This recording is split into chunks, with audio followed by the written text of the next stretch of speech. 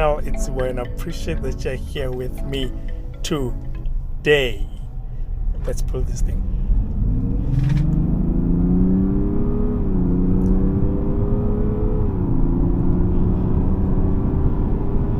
You know, behind all these fruity sounds that I'm feeling in the interior, I'm hearing rather, you can feel that the roughness of the diesel is still there. But a lot of people actually do love how it sounds.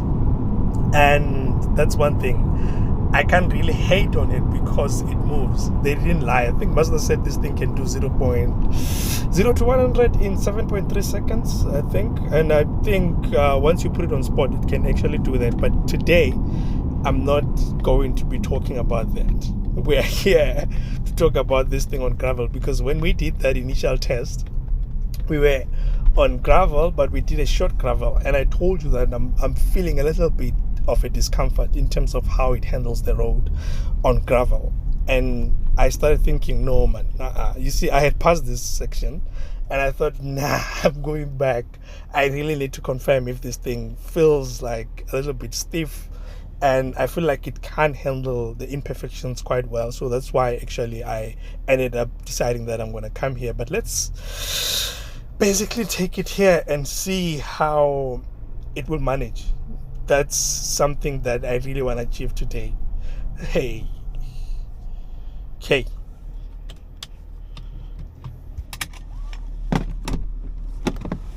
What's the limit?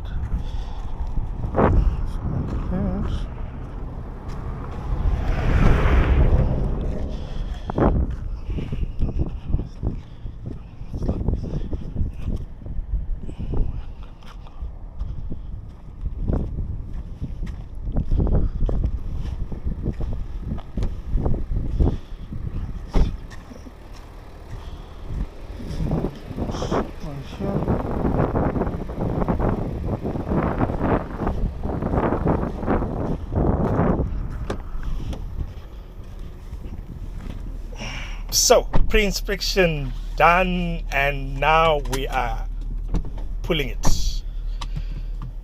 Let's go.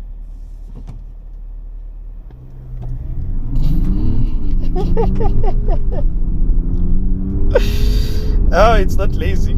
You know that for sure. I mean, this thing has a 3.3 liter inline 6 turbo diesel mild hybrid system in here, and it's good for 187 kilowatts, 550 newton meters of torque. So when it comes to that, we don't have power issues, and yeah, that's something that you can see. And again, it's all-wheel drive, of course, and you could see even the way we picked up there that it didn't struggle to put all the power down, thanks to the car as well, because I think it's a little bit heavy. It's on the heavy side, of course.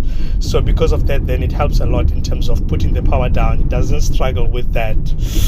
But with that said, we are on gravel now, and the discomfort that I had on that short stretch that we've done on the main review, you can go check out that video actually to see what happened in that video, how we drove it and so on. All the details are in there if you're looking for that. I think these guys were passing here on bikes. Probably they're thinking I'm racing, because I picked up quite quickly from the standstill that we were on there, and they were joining the road when I was coming in, and their bikes look like rally style, and I'm not racing you guys. I'm not racing you guys. Now you're just blowing me with dust and everything else. But look, hi guys, look, this suspension here is multi-link independent suspension in the rear, and I trust it when it comes to road imperfections. But this thing is sitting on low profile tires. I think it's like 235, I think 50 R20. I'll just put it on the screen, I'll confirm. But the thing is, the 50 aspect ratio is like borderline low profile tire. I don't know how the others that are sitting on high profile tires perform on gravel roads like this, but today, right now, my experience is telling me that this is not where I will bring my million rands car all the time, because of how it sounds, how it feels, the in-cabin feedback that I'm getting from this gravel road. it feels like it's taking much more beating than, I mean, listen to that.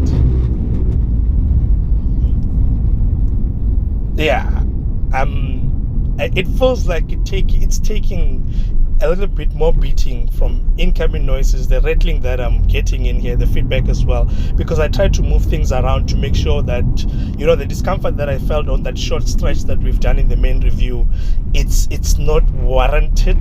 But now I see that actually that discomfort is actually real, because if I just keep quiet now and listen to it properly,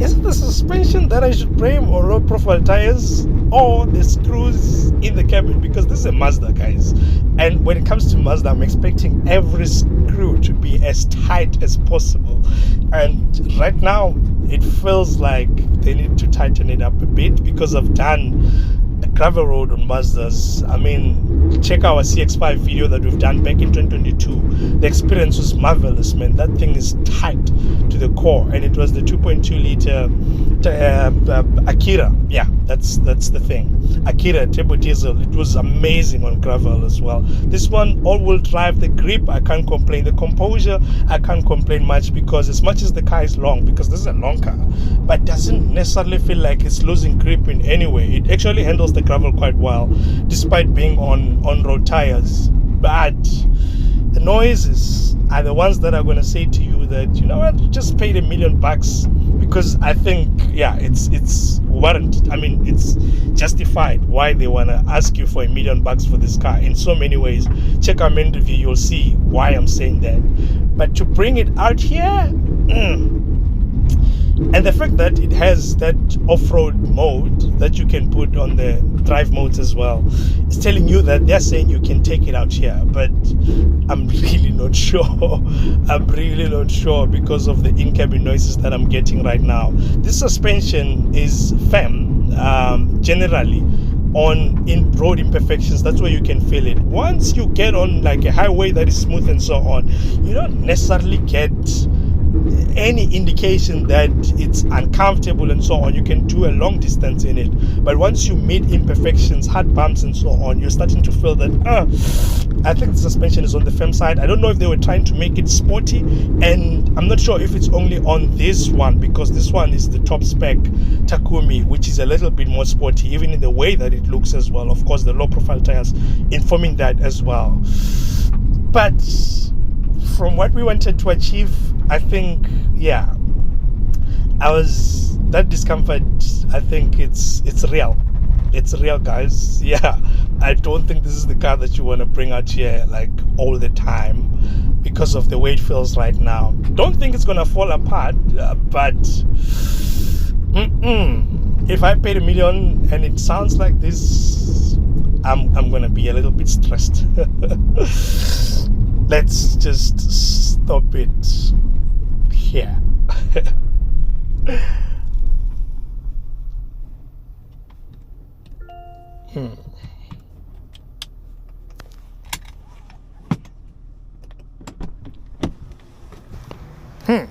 And that's how it looks after that run. And guys, I think this all-wheel drive for now will conclude that it's for the road and not necessarily for off-road. I've seen on other channels that internationally they've tuned the suspension differently so that it can be a little bit on the softer side and not too firm. So maybe it will improve that, but for now we'll keep it on the road. I believe this is the last video for the year. Really appreciate you. Please stay safe, cross over well. I am out.